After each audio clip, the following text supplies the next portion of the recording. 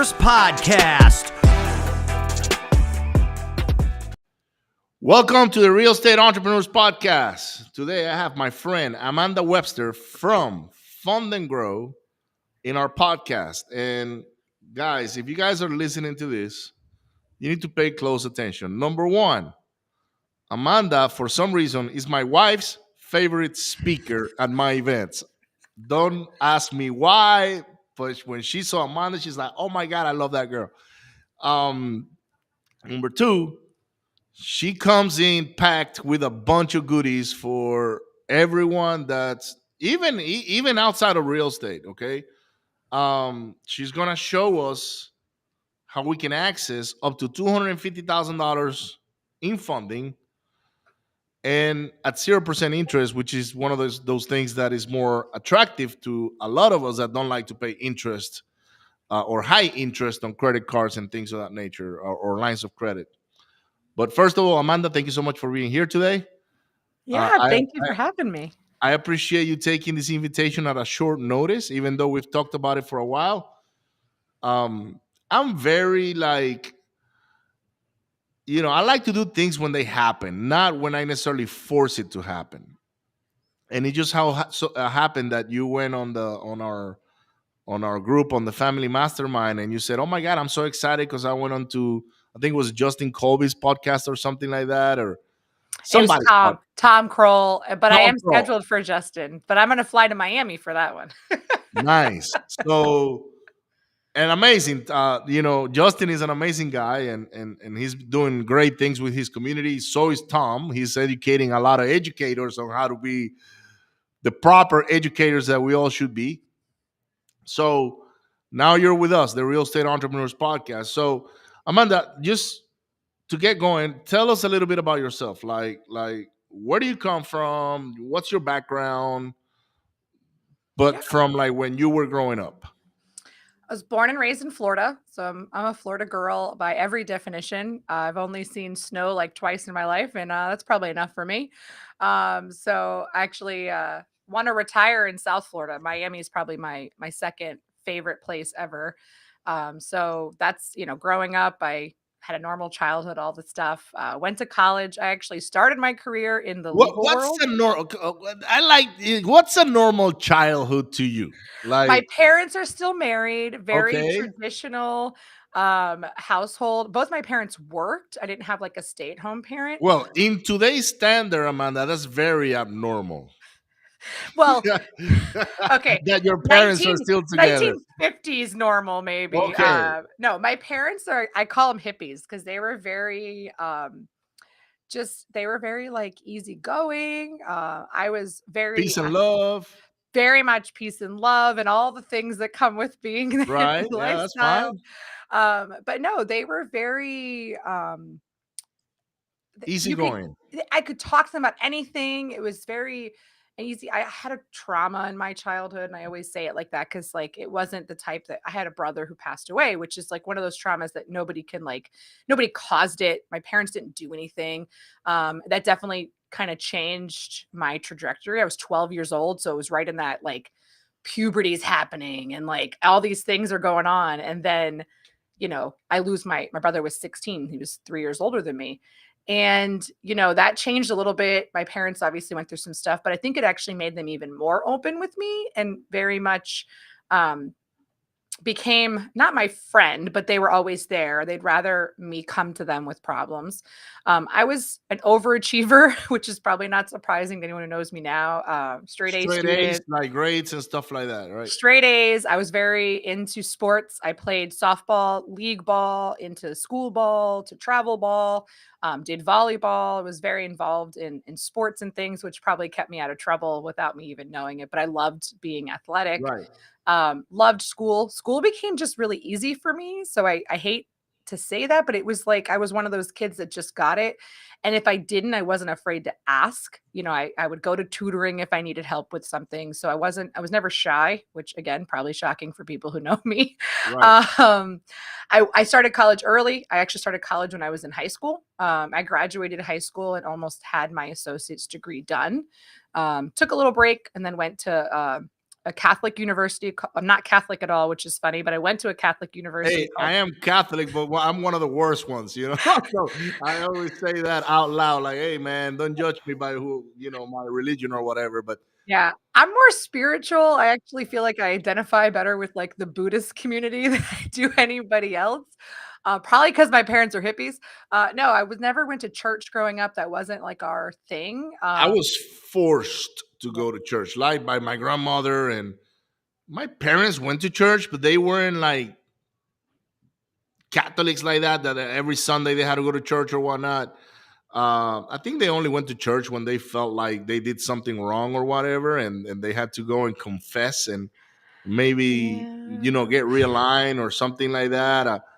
And honestly, I think the Catholic Church is making a huge mistake on wanting to like punish people for some reason. Like I went there once and I got there late, okay, and I got the stroller with my, I think it was my son, and the priest started saying something about being late, and so because he saw I was the last guy coming in, so here I'm with my stroller, and he just started getting after me, and he didn't know who I was either because I was not a regular guy at that particular church, and I'm hearing all these things. It's like, man, this guy's calling me out right now. Like my kid was like, I was changing the diapers before we got into church, and whatever. I had the excuse on why I was late. I know I could have gotten up a little earlier and be there on time. And then I looked at my wife and said, I don't need to be here for this guy to call me out in front of people or whatever. Let's fucking go. And we just left. And I think that was the last time I went to church. Well, I think that's the problem, right? So they not just Catholics, by the way, just like the whole thing is like they're not supposed to be judgmental. You're supposed to have grace, especially for parents of really young children. I have 5 kids, and they range all over the place. And so I've pretty much been having a kid in diapers for the last 16 years at this Right. point. But it doesn't matter what time I get up.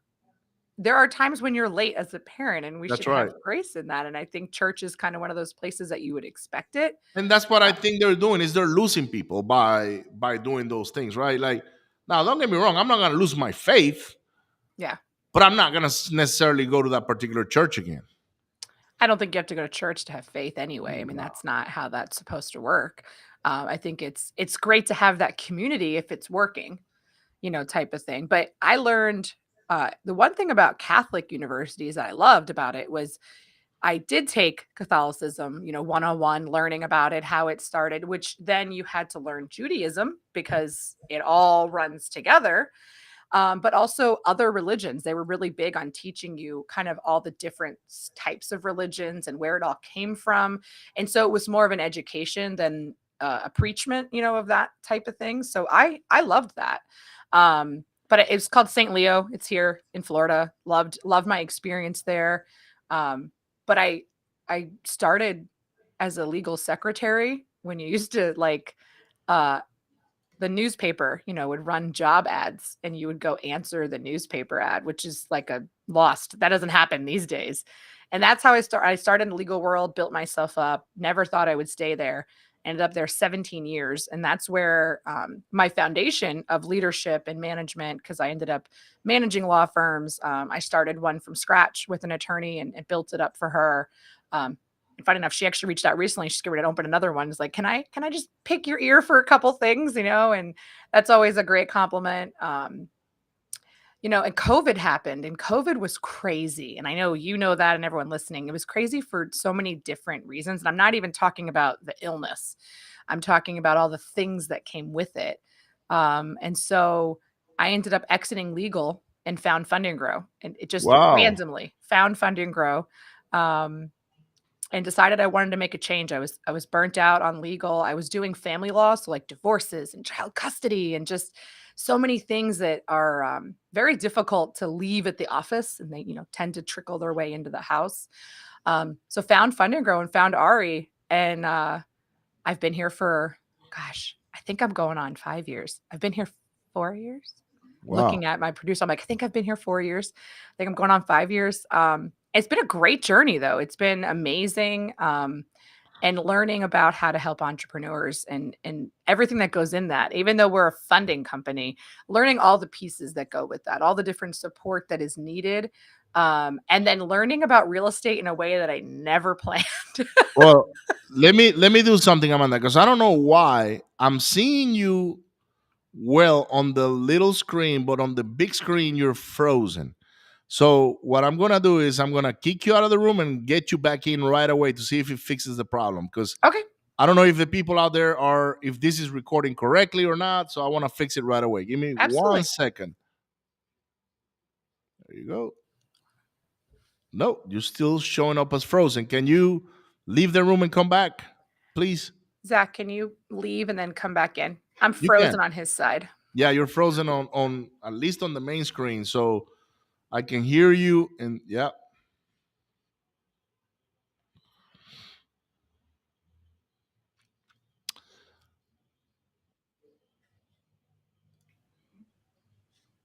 Am I yep, still frozen? you're good. All right. You are Hopefully, good. I didn't have a funny face. No, it was actually. I was like, man, she's talking, but her face just kept on. I don't know technology, man. You know, it's one Mm, of those things. So, all right, so you got to Fund and Grow about 5 years ago, yep.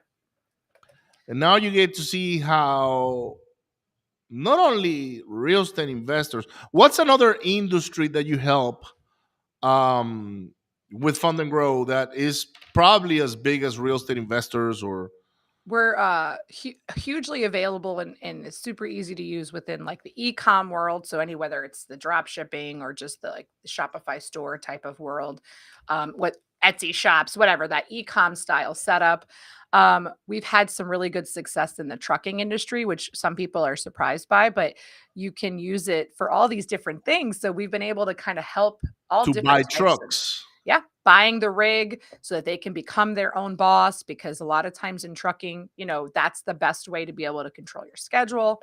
But also the ancillary things that go with trucking. When you buy a rig, like anything else, you might have repair and maintenance and things that come into it. So being able to do that as well. The lodging, sometimes truckers will in between those, have to stay out somewhere and not want to stay in their truck. But yeah, we've helped people actually buy during COVID. We had a couple people who couldn't have their restaurants open anymore. Crazy. We can help restaurant industry very easily too, but they couldn't have people in their restaurants. Yeah. So they opened a food truck service, which is becoming huge, at least in Florida. I don't know about anywhere else, but these Oh, were in Texas, local. they're everywhere. I actually have a few friends. They got together and they bought a piece of land in a very close to my house, and they turned it into a food truck park. That's awesome. Awesome. We have a place like that, that's not food trucks, but it's like a venue that like has all these different restaurants. I'm like, wow, a food truck kind of works for there too. We offer at Fund and Grow we like to support locals, right? So we actually have a food truck that comes different ones once a month, and we pay and feed the whole office for lunch. And we're trying all the different food trucks in the area because it's a huge model.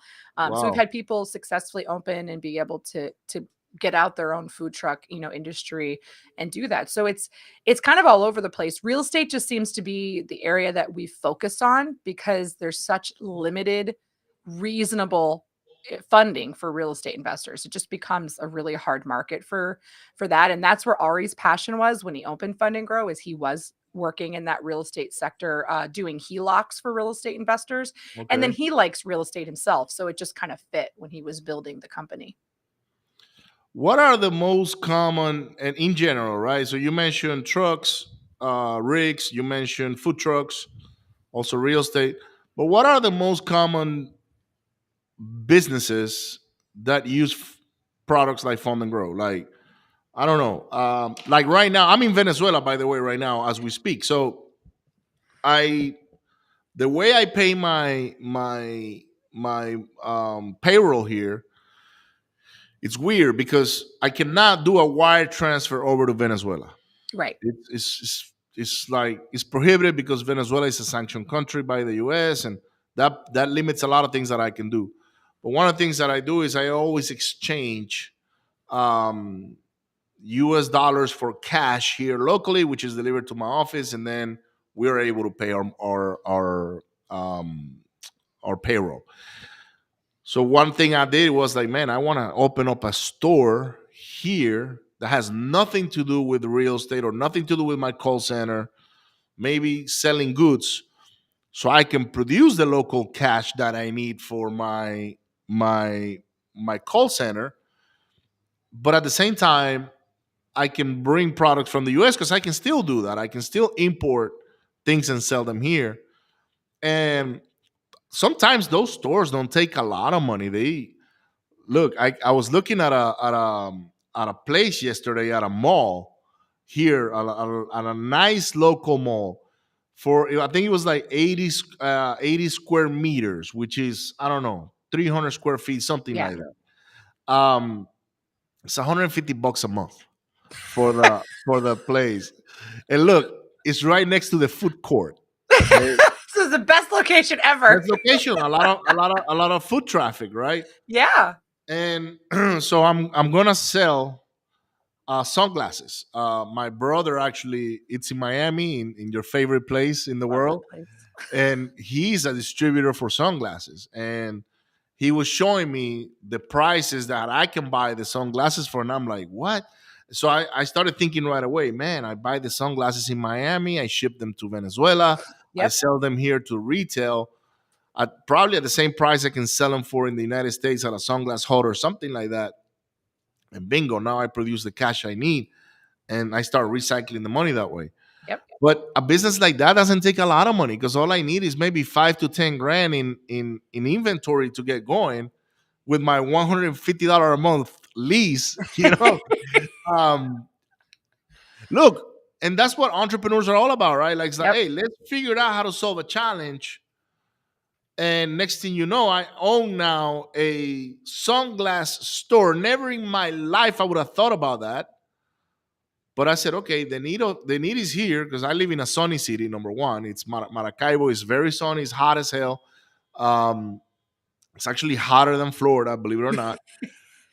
Yeah, because we are below the lake level. Lake of Maracaibo is a huge lake, so it's very humid, and I mean, it's very hot, and normal temperature is like 40 something degrees Celsius, which is something like 110, 100 to 110 Fahrenheit all year round. That Okay. might be too hot for me. I'm a Florida girl. That seems a little hot. No, but it's like on this side of the city, it's hot, but it's hot without the humidity. Okay.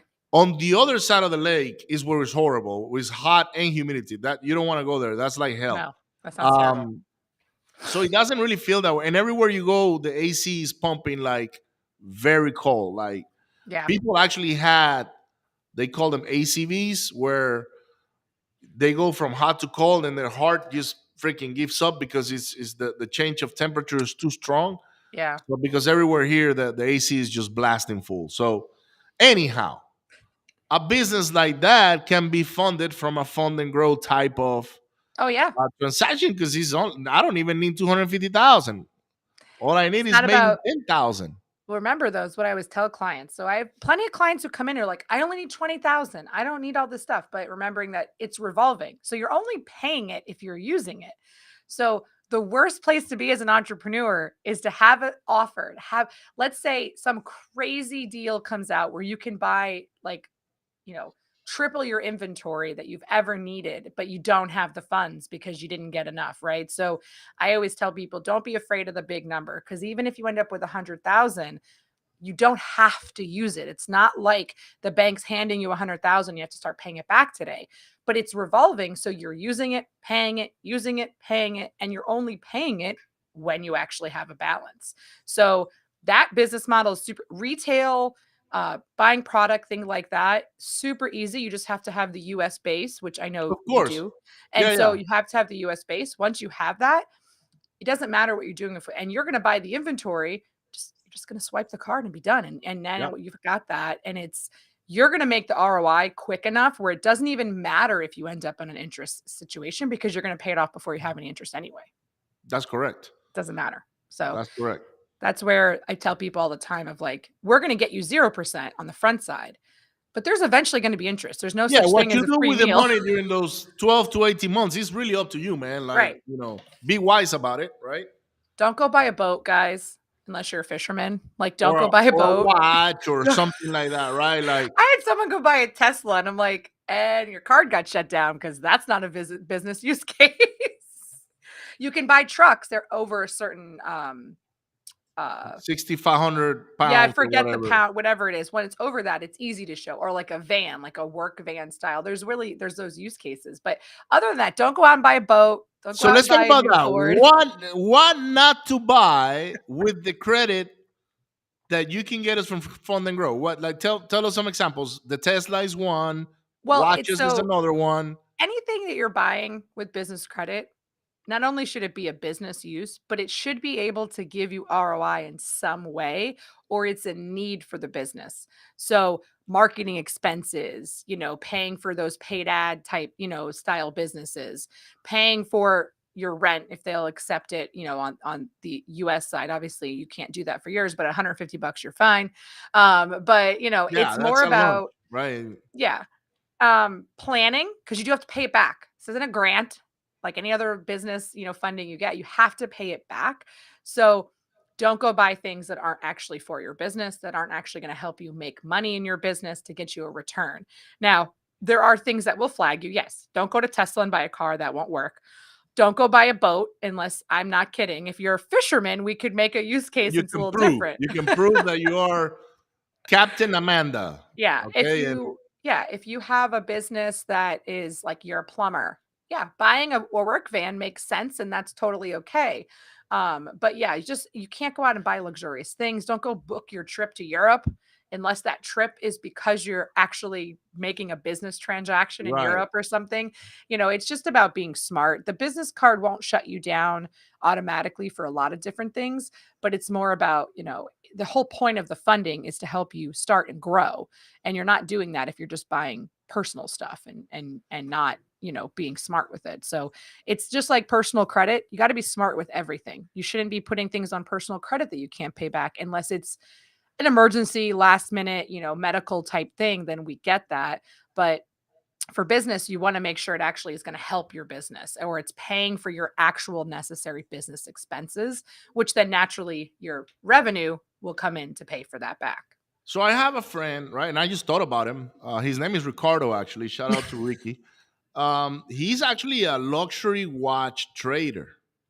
Okay. This guy buys and sells watches on a daily basis, and Yep. he's into the expensive stuff like Rolexes, APs, things like that, right? On his case, that's a legitimate Yep. business case because that is his business. He actually has a website. He's got plenty. He's got millions of dollars on inventory on his hands all the time. Yeah. If you can show the use case for it, it doesn't, then you're good.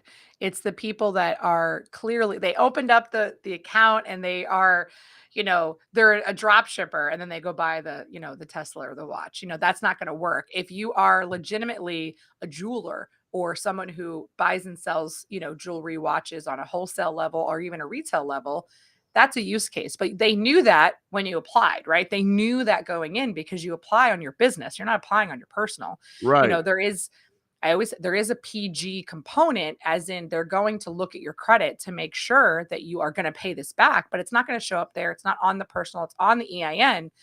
But as long as you are using it for the proper use cases, you'll never have an issue. But if he got business credit and he got questioned, he can show it. It's super easy. No, here, look, here's my invoices. Here's this, here's that. This is kind of how I do it. Same thing with like a car dealer. I actually have a client recently that opened a car dealership, funny enough, in Miami, and has all the proper licenses, all the things that he needs to do. And he's buying and selling cars on business credit. That's a use case that works because it's actually through wholesaling within his I business have a for a friend dealer. I need you to connect you with because he just opened up a car dealership in Miami too, Yeah. and I'm pretty sure he's gonna love to use your funding. Yeah. And even if it's not for directly for the cars, it can be for all different things, right? So Marketing. whatever you want, it doesn't matter, what you're using it for, as long as it's for your business. And the whole point is this is an easily accessible form of funding that most people don't even know either it exists or they discount it because they don't think they can get enough for it to make an impact. Hmm. Okay, so now let's talk about what most of our listeners do, which is real estate. Yes. how how does a typical real estate investor, how do they use your funds? Like, give me like 4 or 5 examples on Yeah. how they structure what you do. So we have all different types of real estate investors, whether it's the ones that are buying and holding, ones that are buying, rehab, and selling, your wholesaler type, whatever it may be. So the use cases that we see most common are people that are buying investment properties to flip, and they are in a market where they can get a house under that 250 mark. They will actually pull cash off the card, and there's a very specific way that we teach them how to do this, so it's not a cash advance. But they pull it off. They actually wire transfer to the closing agent, so it looks like cash on the end side, but it Yep. did come from the actual cards.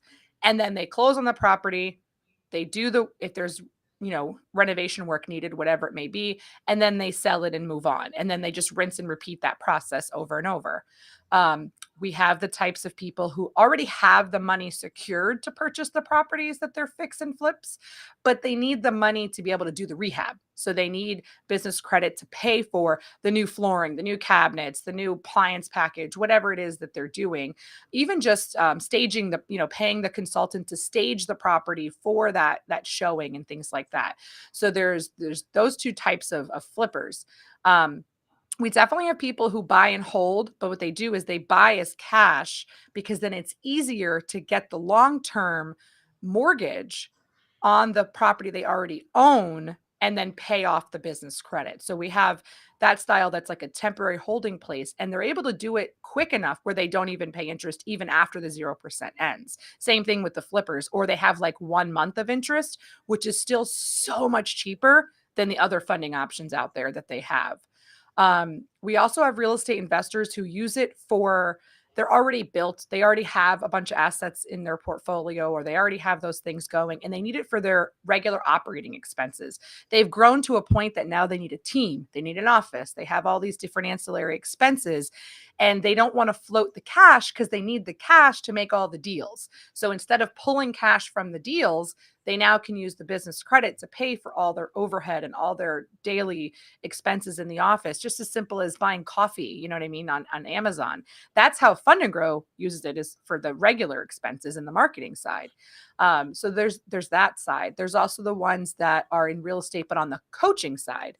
And so they use it again for overhead, but they also then recommend Fund and Grow, receive, some passive income because we have a referral Of thing. course. And then the income can also, or the funding can also be used to pay for coachings, going to events, attending masterminds, things like that. So you can use it for your personal growth because it is actually a business use case as well.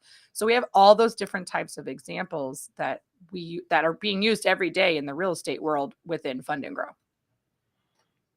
Amazing. And I'm pretty sure there's 100 other ways on how Fund and Grow. Now, do you guys have once you become part of the Fund and Grow family? Mhm. Um, do you have a portal where I have tutorials and things of that nature so I can learn how to do it, or do I talk to an agent? How does that work? So Fund and Grow, the way that we are different, because we're not the only people in the space, right? Business credit is out there. There's plenty. You can go search Right. it. Fund and Grow has been around since 2007. And the way that we're different is we're a white glove service. So we do everything for you. You don't have to spend time figuring out what offers to choose, when to call the underwriting department to fight with the bank, and to build this credit for you. We do it all here in house. We have a whole team. There's 65 employees in the building around me. And we do everything here. We're building the strategy with you. We're applying for these lines for you. We're actually negotiating denials. We're increasing credit limits that are approved to huge substantial points. And we don't just do it once. So we charge a flat fee for a 12-month program where we're building this credit repetitively over that 12 months. So you're not just getting, oh, okay, we applied and you got $35,000. That's not good enough for us. So we're going to keep doing this process to be able to stack up and get you all the access that you need. Now, I'm not saying people look up business credit card stacking and they think, oh my gosh, I'm going to end up with 15 cards. That is not what we do here. We have a different style and approach where we're trying to minimize the amount of lines you get, but we're maximizing the credit limits on each line. So, and we do a merge process that restarts the 0%, which allows us to go even longer on the backside as well for your 0%, which also keeps that ball rolling. So we don't teach you. I mean, you do learn a lot. We do coach you on if you have any hard inquiries from the lenders that we work with, how to get those removed. We do work with you how to actually properly utilize the funding while you're with our program and then the long term. We also offer a premium coaching add-on that's like $50 a month. And that's the focus of that I do with that group is specifically now you have funding. What do you do with it? How do you grow your business with it? What resources do you need? And yes, we have a portal that has all kinds of stuff in it. But what it doesn't have is you wasting your time on this. This isn't a way for an entrepreneur to buy back that time because my negotiators on the floor are spending hours on the phone sometimes. The whole time to reach the underwriting department. I think Zach's in the room. He's the producer, but he's been here for 12 years. I think I've seen him on hold for an hour and a half, He's just done it waiting. all. He's done it. He started in Ari's house as an Okay. employee. So he's done it all. He's been here 12 years, as has, well, it's debatable, but as has his wife. She is still here. So employee number one is Ari, but number two and three are still with the company. So that has to say Wow. something too. But yeah, you're buying back your time. We're a service that is white glove. We don't want you to have to do this. Let us leverage our expertise, our people, and you don't have to waste the time. All you have to do is fill out your information, provide a couple things, and we're off to the races. Amazing. I wish I would have seen you guys many years ago. Now I still we need to talk offline probably after we get done with the podcast about something else. But um using like I remember when I started in 2008, there was none of this. Like, or maybe if there was, It was different. It was because so we opened in '07 because RA was doing HELOCs with a mortgage company right? specifically for real estate investors. But in 2007, everyone kind of saw some stuff coming. Everything went sideways. Everything went this way. And so Ari was like, all right, I got to figure something out. So that's when this was born, but it was very different. Business credit back then was extremely different. The way there were no companies doing it like this. We were actually probably the first actual company that offered the service of this. Otherwise, business credit existed, just not, I mean, you would get $5,000, whatever, if you didn't know what you were doing. And so Ari went to a lot of shows, went and met with a lot of people, a lot of one-on-one like networking to be able to start the portfolio of Fund and Grow. But again, it started in his living room with one employee, then two, and then kind of just, went in through the process. But in '08, when everyone was looking for funding because everything went sideways, unless you knew about it, you couldn't find it. It just wasn't like it is today, for sure. Yeah, that's when I started, and a hard money loan in 2009 average was 16.5% interest only, and it was like 5 points. It was like brutal, and we Yep. still used it because that was about the only thing available out there. I mean, listen, no matter what you do in real estate, there's a cost for the capital, right? Yeah. There's a cost that comes with it. But what's the most reasonable cost to get you where you need to get until you get to a point where you have that cash flow, where you have everything kind of running, you've got your assets in place, whatever it may be. You open your sunglass store to cover the other thing, whatever it may be, until you have it, there's a cost for capital. We just offer an approach that makes it as minimal as possible and actually makes it feasible to use and use forever. Now let's talk about the minimum pre-qualifications of somebody that will apply for a fund and grow type program. What do they need to look like? What's an avatar for you guys? So we have the minimum and then the ideal, right? So, but the avatar, the minimum avatar is obviously you need to have either a Well, number one, a sole, legitimate a business. sole prop or an established LLC. And if you have a sole prop, we won't turn you away. We won't suggest you fund with it because we'll get better results with a brand new LLC. And the beauty of this is you don't have to have an LLC that's been open for a year or something. It can be brand new. As long as it's showing up on the Secretary of State's site, no matter what state you're in, because we're nationwide, Yeah. we can move forward with that LLC. Now, Okay. we look at a couple things because your NAICS code Yeah. that you used in opening your business, if you've done that, can dictate a couple things. So there are times when people come in with an established LLC and will still recommend opening a new one because it's in a risk category that the lender is not going to like. But like, anyone who has multiple businesses, you can lend from business to business, and that's not an issue. Right.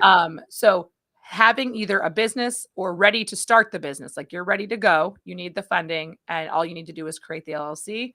You're good. We're ready to go. Only two industries we cannot fund, and that is the cannabis industry because it's not federally recognized yet.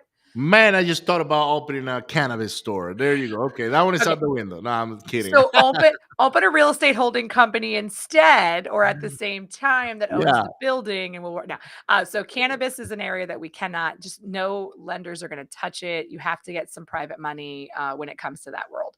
And crypto is, for lots of reasons, Wow. not something lenders are going to touch. You can't even, most of the cases, you can't even use business credit to purchase it. So I don't even know what the use cases would be anyways, even if you found a workaround. So we don't touch those two Okay. industries.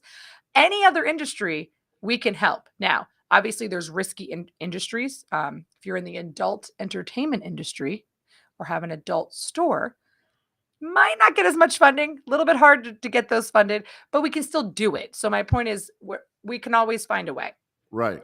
So we do everything on projections and your income. We want, if you have personal income that you report on your 1040, we want that to be accurate. We want to use your actual household income. It can be you and your wife, whoever.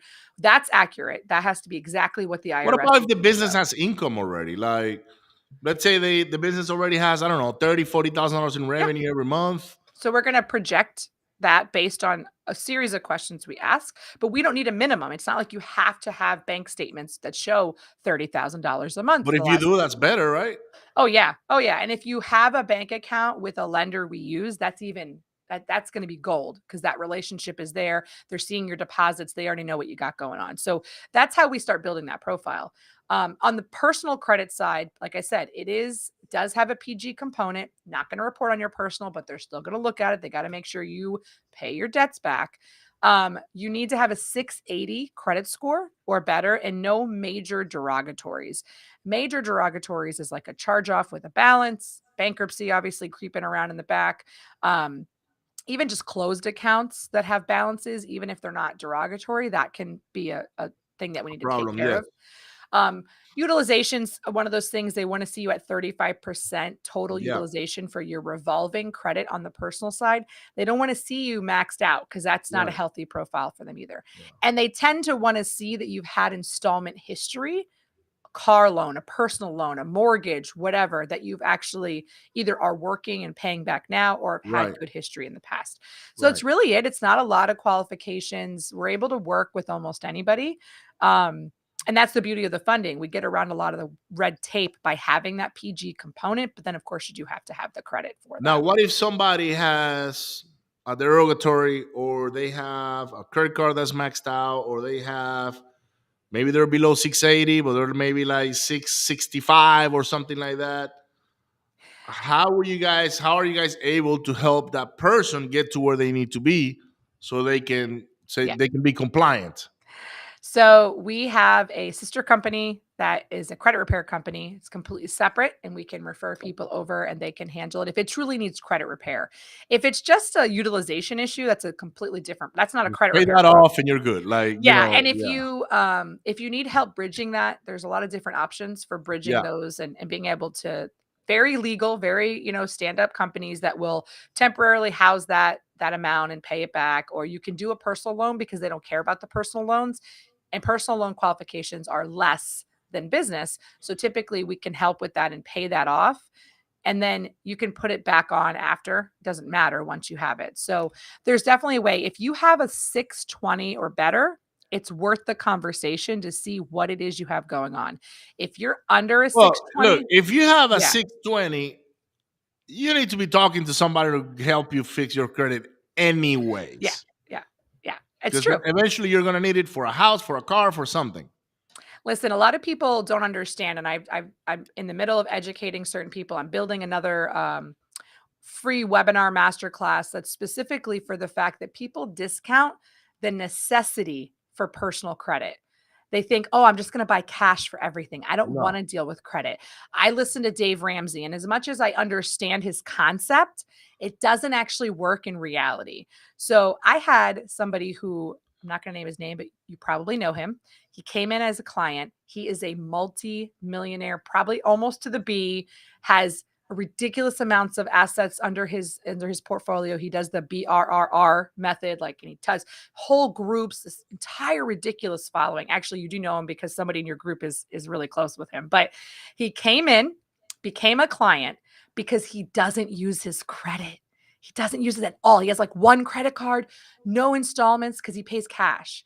And I said, listen, let me help you because I'm not going to get you a bunch of credit, right? You're not going to be able to get a $250,000, account at this point because you don't have it. But let me help you because credit is queen, guys. Like, cash is king no matter what, right? You can always do a deal better with cash and all of that. But to live your normal life, to get a cell phone line, to get water put on at your house or electric put on Look, your Amanda, house. I at some point I think I was very meticulous about my credit, Yeah, and I had maybe, let's say I was an 800 kind of guy, right.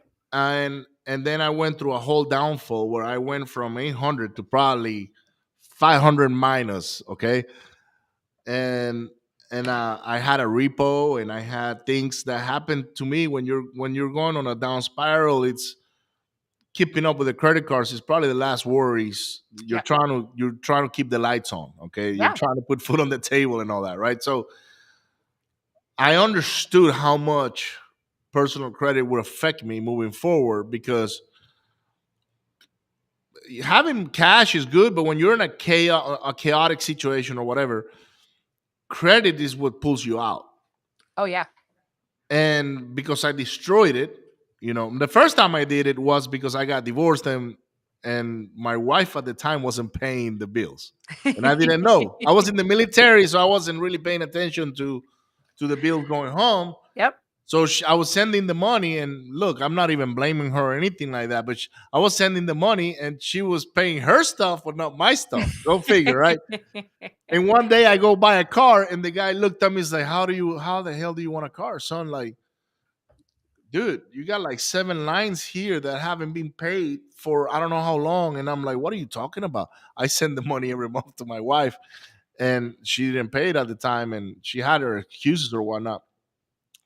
And I had to go buy a car. And so they made me put down on like 11, maybe like an $11,000 car. I had to put down like $3,000 cash at the time. And the interest rate was like 23%. Oh, yeah. And he's like, yeah, but you in 6 months you can refinance it, right? And get a lower rate. And then the next time I went, and I didn't refinance it, I just went and bought another car and traded it in. Now they're like, okay, you're not a 23% guy anymore. You're now like a 16%. And then from 16 to 11. And then Yep. until I finally got back up to where I had good credit. And then it went down again because of a different story. But today, if I had more access to credit, I will grow faster. Oh, That's yeah. that's a fact. So for those of you that are out there that are listening, a lot of people don't think they need it Oh, yeah. until they need it, Yeah. and when they need it, they don't have it. That's the problem. So I recommend that even if you don't need it, that you get it. Yeah. Listen, you don't want to need it. You want to have it so that it's there on reserve at whatever time that deal comes, that offer comes, that sunglass orders, like, got it. Let's go. Let's do this. I'm going to get it for pennies on the dollar now. But you know what? Life events do these things. But one of the things that I recognize for most entrepreneurs that the reason they're hurting their personal is because they're using it for their business. Yeah. And they're not realizing if they just separate that and get business credit in place and get all that off their personal, it's going to tremendously impact their in a positive way their score because they're getting all that stuff off of there. But also, it's a double-edged sword, Ricardo. How many businesses fail, right? There's things that happen, businesses fail all Look, the I have time. a business that uh, look. I had a business that was thriving. Okay, it was an 8-figure business, and because of a catastrophic hurricane, I Ugh, went under completely. yeah. So I mean, you can be on top here today, but if I would have had Fund and Grow back then, Amanda, it would have been different because I would have used those funds to finish a lot of properties I couldn't finish later on. Yeah. It's but also remember But I now. didn't know about it. I didn't know. I was not in masterminds. Yeah. I was not in. I met you because of a mastermind.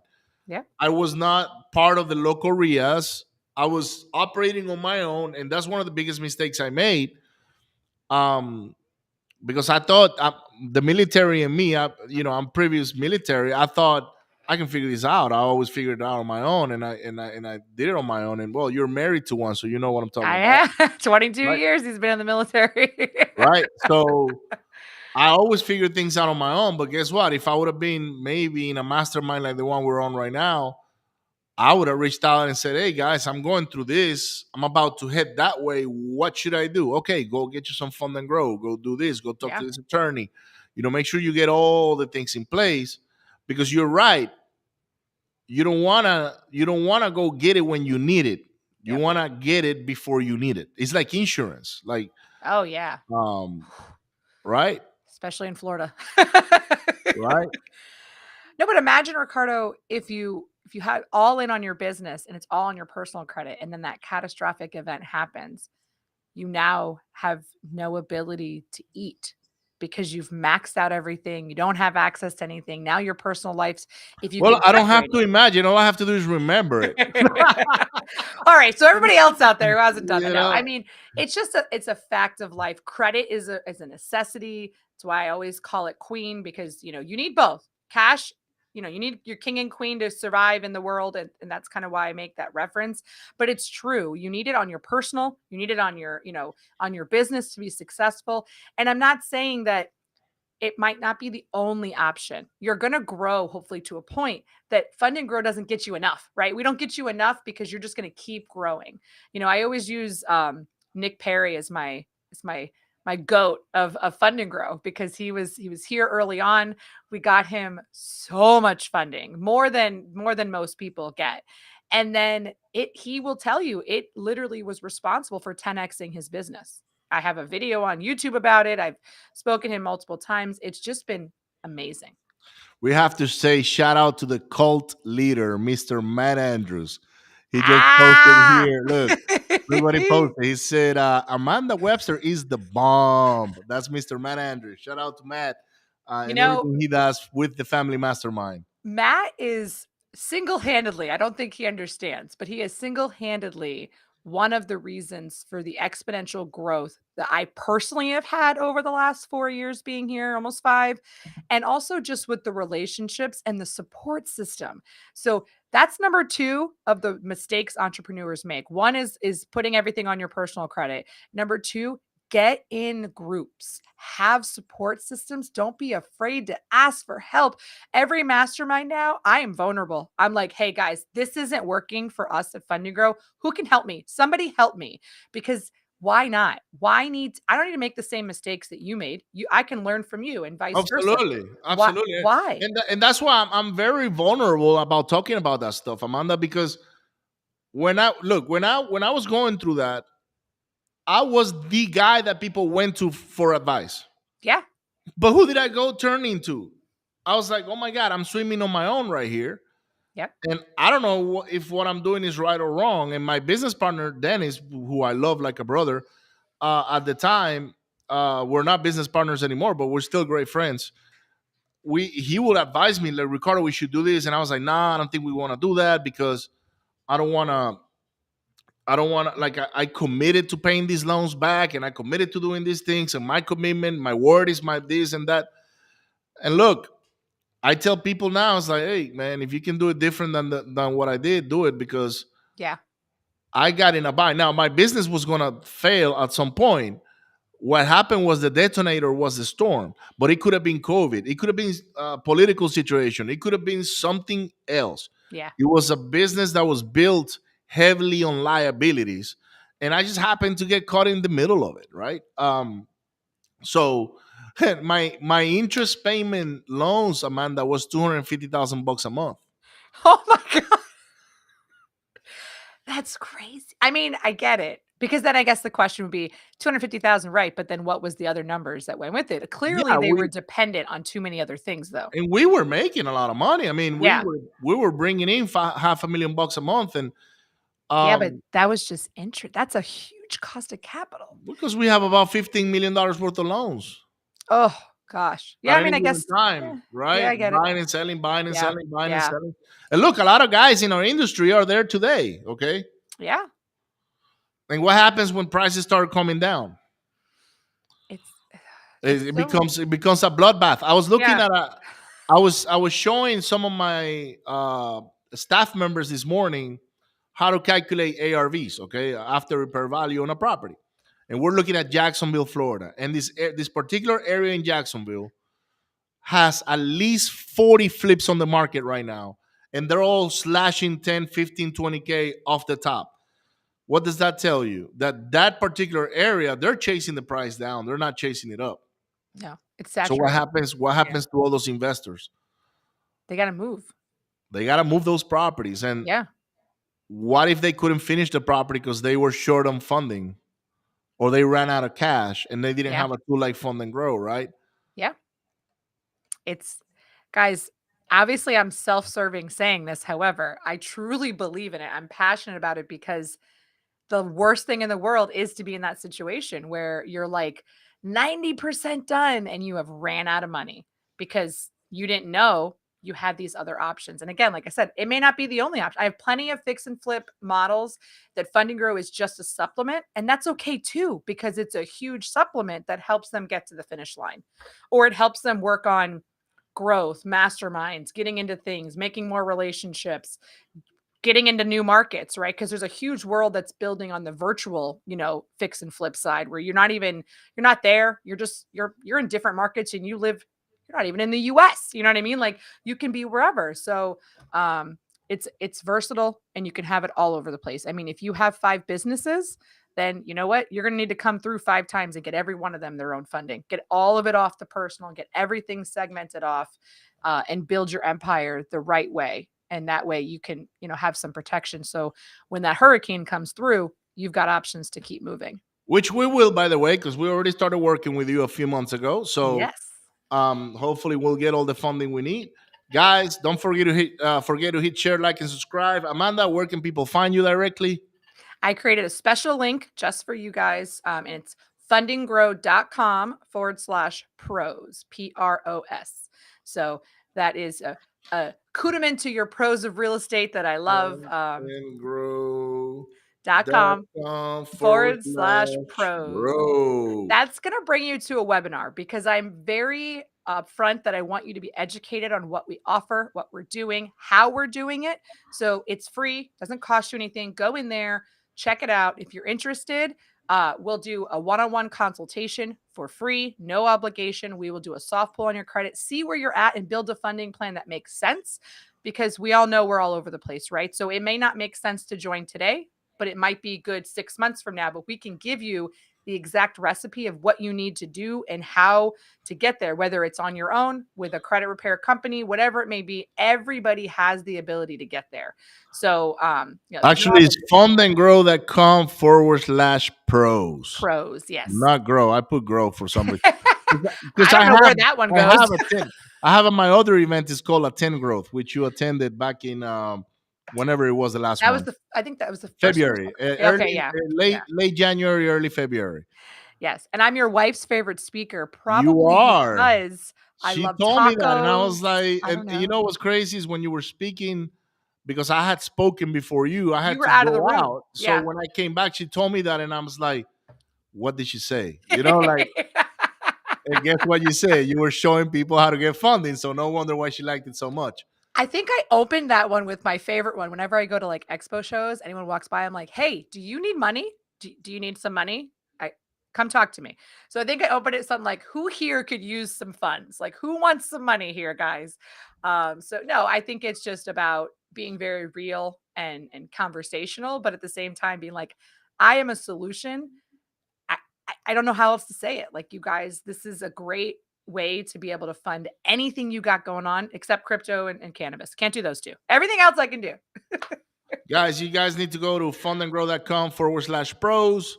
Find Amanda also on social media. She's on Facebook, Instagram. Go like the Fund and Grow page.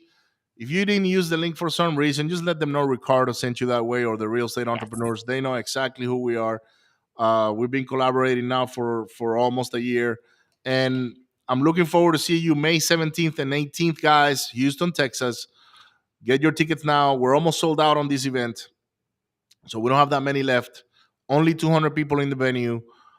Don't forget to hit share, like, and subscribe. Thank you so much, and I'll see you on the next one. Thank you so much, Amanda. One last thought for our audience. Guys, just find a way to be successful. Even if it's not with Fund and Grow, get some business credit, get something out there, get your money in place before you need it. Amazing. Thank you so much. You'll have a great day.